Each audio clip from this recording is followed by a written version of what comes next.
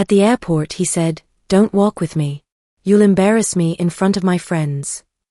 I nodded and let him go ahead. But when he came back weeks later, his ride home wasn't me. My boyfriend Jason and I operate on different frequencies. My world is tangible and real. His is filtered and exists for an audience on a screen. For the first year and a half, this was a charming difference. But 6 months ago, he quit his stable accounting job to become a full-time influencer. We made a deal. I'd cover the major bills for a 6-month trial period to give him a runway to build his brand. He would use his savings for his business expenses. It was a short-term calculated risk. I was investing in him, not signing a blank check for life. Almost immediately, his business expenses started looking a lot like shopping sprees, and my patience was wearing thin. The whole arrangement felt less like a partnership and more like I was the silent producer of his one-man show. The cracks were showing. Little comments about how my life wasn't very aspirational. The way he'd talk to me like an assistant. This 3-week content creation trip to Miami was supposed to be his last big push before the 6 months were up and he had to start contributing again. The airport incident wasn't the first red flag, but it was absolutely the last. I drove him to LAX and helped him with his 3 oversized, ridiculously heavy suitcases. As we approached the check-in counter, he saw his friends, Brandon and Kyle. They were dressed like they were about to walk a red carpet, not sit on a 5-hour flight.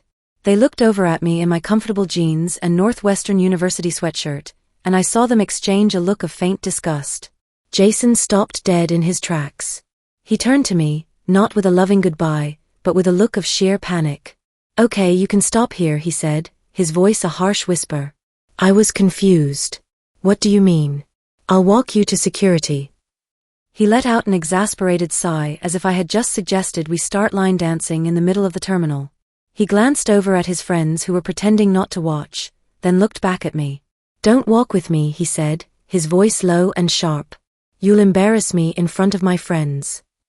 And there it was, the final confirmation. I wasn't a person to be loved and missed. I was a potential embarrassment to be managed. A stain on his carefully crafted image. I looked past him and saw Brandon and Kyle smirking. They had heard. In that moment, our entire relationship replayed in my head, but this time with perfect clarity. Every dismissive comment, every time I felt like an accessory instead of a partner. It all clicked into place. The love I felt for him didn't just die. It evaporated. I didn't get angry. I didn't raise my voice. A strange, almost joyful calm settled over me. I looked at him, at his perfectly styled hair and designer jacket, and I just nodded. "You're right," I said, my voice even and polite. "I wouldn't want to do that." I let go of his luggage cart. "Have a great trip," I said. Then I turned around and walked away without looking back. He stood there, stunned into silence. He was expecting a fight, an argument, some drama he could later recount to his friends. He didn't get it. All he got was my back, walking away, getting smaller and smaller. As I walked out of the airport, I pulled out my phone. He was going to be gone for 3 weeks. That was more than enough time. He was about to get the rebranding of a lifetime. And his ride home definitely wasn't going to be me. The drive home from LAX was the most productive hour of my life. The petty, emotional part of me wanted to just go home and throw all his stuff on the lawn. But the part of me that values structure and process knew that this needed to be handled with precision. This wasn't a demolition. It was a careful, deliberate disassembly. My first stop was the BMW dealership where I bought the luxury sedan he drove. It was a beautiful car, and he loved being seen in it. It was also a car that was entirely in my name. I walked in, found the sales manager I'd worked with before, and told him I wanted to sell it back. He was a bit surprised, but he knew a good deal when he saw one. By the end of the afternoon, the paperwork was signed. The car was theirs, and a very large check was in my pocket. Step 1 complete. When I got home, the house felt strange. It was filled with his presence. His clothes were in the closet. His skincare products were all over the bathroom. And his filming studio had taken over the entire guest bedroom. It was a monument to a person who no longer existed in my life. It was time for a renovation. I didn't just want to pack his things. I wanted to erase him. I called a high-end junk removal and deep cleaning service. I explained the situation. I told them I wanted every single item that wasn't mine removed from the house. I wanted the closets emptied, the bathroom cleared, and the guest bedroom gutted. I also wanted a deep clean of the entire house from top to bottom. I wanted the place to feel new again. They quoted me a price, and I told them I'd pay double if they could have it all done by the end of the next day. While they worked their magic, I focused on the digital side of our lives. I logged into our shared Netflix, Spotify, and Amazon Prime accounts and changed all the passwords. I went through my bank accounts and credit cards, removing him as an authorized user on everything. I also found the login for the website he used for his influencer business. I didn't delete it. That would be too simple. Instead, I went into the backend and changed the contact email and recovery phone number to my own. I was now the silent and sole administrator of his brand. The irony wasn't lost on me. The woman he was embarrassed to be seen with now controlled his entire online presence. By the next evening, the house was transformed. It was empty, clean, and quiet. The junk removal service had been ruthlessly efficient. Every trace of him was gone. The guest bedroom, once a chaotic mess of ring lights and designer clothes, was now just an empty room full of potential. But an empty house isn't a home. So I went shopping. I bought a new comfortable sectional that you could actually fall asleep on. I brought out the solid mahogany dining table I'd inherited from my grandmother and had kept in storage because it didn't fit his aesthetic. I bought a new smart TV, a bigger one, and a proper sound system. I turned the guest bedroom into a home office and art studio for my graphic design work. My life is built on creating beautiful, meaningful things, and I was finally reclaiming my space to do just that. Over the next 2 weeks, I systematically rebuilt my life. I reconnected with friends I hadn't seen in months because Jason found them boring. I went hiking in Malibu. I went to Dodgers games. I did all the things I had stopped doing because they weren't Instagram-worthy. I received a few texts from him during this time. Short, breezy messages with pictures of him on South Beach or eating at some trendy restaurant in Wynwood. He never asked how I was. He just sent updates on his own glamorous life. I never replied. The final piece of my plan fell into place a few days before he was due to return. I took the check from the car sale and used a portion of it to book a trip for myself, a 2-week photography tour through New Zealand. A trip I had always wanted to take but had put off because Jason hated being anywhere without cell service. My flight was scheduled to leave on the same day he was scheduled to arrive.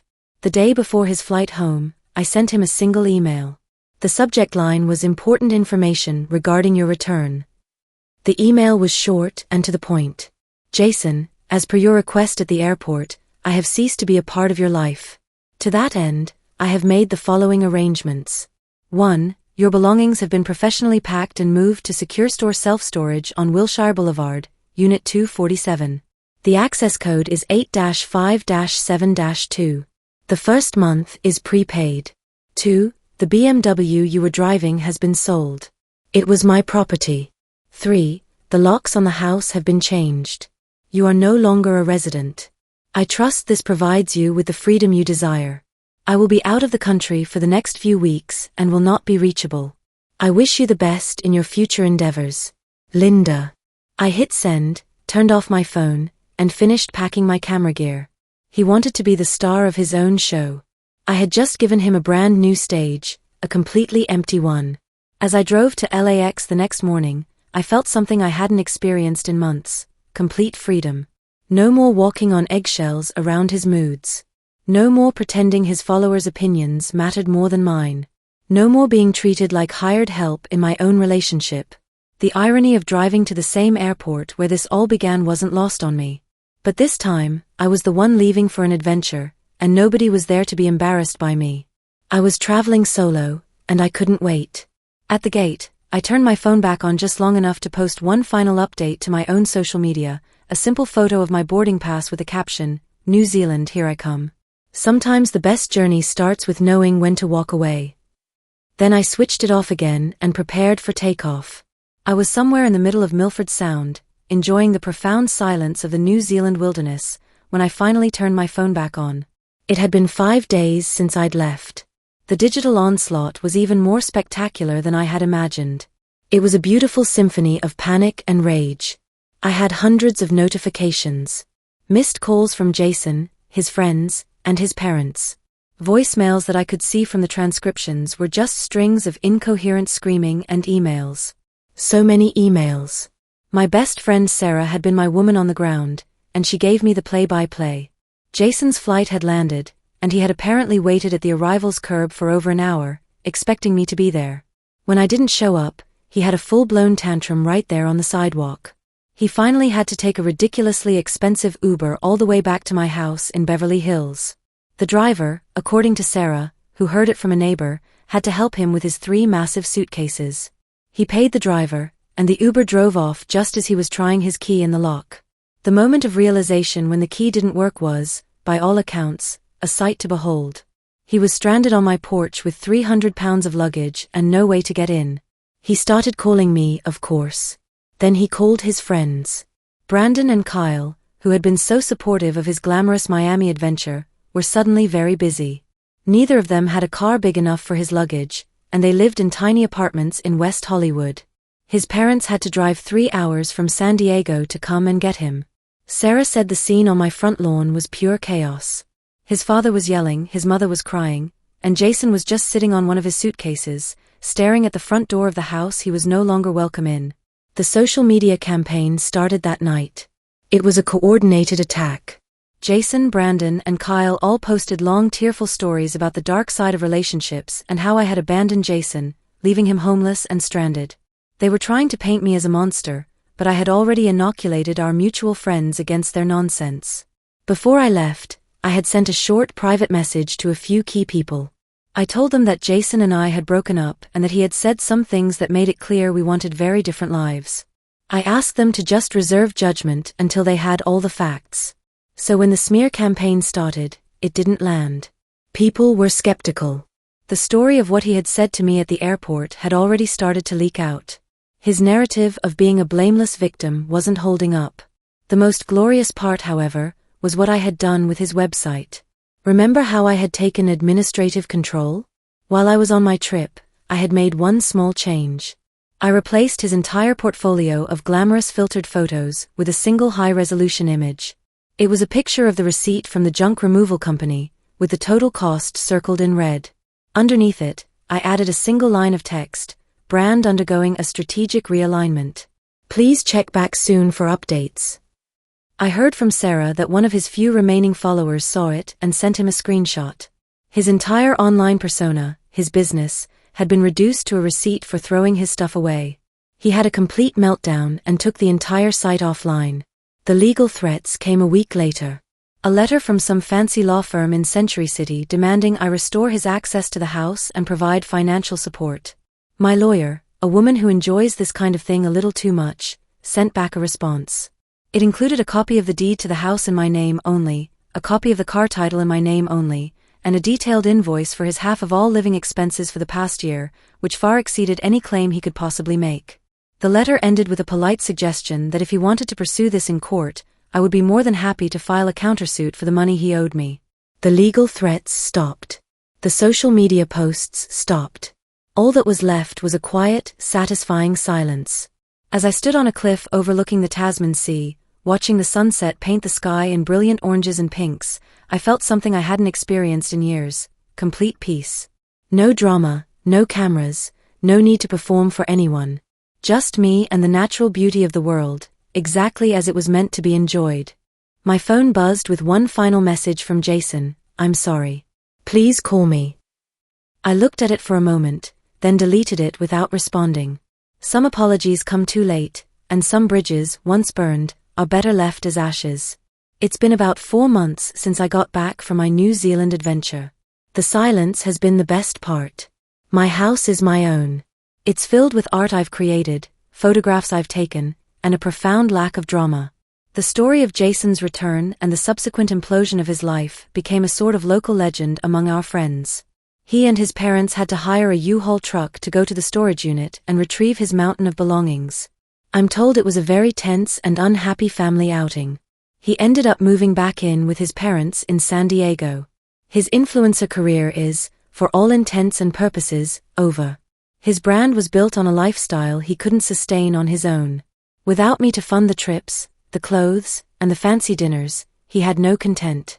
His Instagram feed, once a constant stream of glamorous updates, is now mostly just old pictures and sad, vague quotes about new beginnings. Brandon and Kyle, his loyal friends, are no longer in the picture. I heard they had a massive falling out. Apparently, they got tired of Jason complaining and expecting them to support him financially. Their friendship, it seems, was as transactional as his relationship with me. I did have one final indirect interaction with him. About a month ago, I got a call from a guy who owns an art gallery in Santa Monica. He was a mutual acquaintance. "Hey Linda," he said. "I'm calling about a weird thing. Jason was in here yesterday. He was trying to sell me some of the furniture that used to be in your house. Said he was an interior designer now." I just laughed. "And did you buy any of it?" "Are you kidding me?" he said. "It was all cheap mass-produced stuff with no character." I told him it was worthless. He got really upset. Started going on about how you ruined his life and his career. He paused. "For what it's worth, Linda, you dodged a bullet. A big, expensive, poorly decorated bullet. And that really says it all." He saw me as an accessory to his life, a wallet to fund his ambitions. He thought my purpose was to stand in the background, out of frame, so I wouldn't embarrass him. He never understood that I wasn't in the background. I was the foundation. And when the foundation walks away, the whole pretty fake house comes crashing down. I'm not angry anymore. I'm just free. I'm planning another trip for the fall, maybe to Iceland this time. I'm creating new art for my house, pieces that are solid and real and will last a lifetime.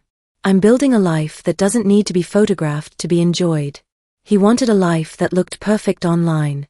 I just wanted a life that felt good in reality. It turns out you can't have both if one is built on the other. He made his choice at the airport that day. He chose the image over the person, and in the end, the image was all he was left with, a blurry, fading picture of a life he used to have.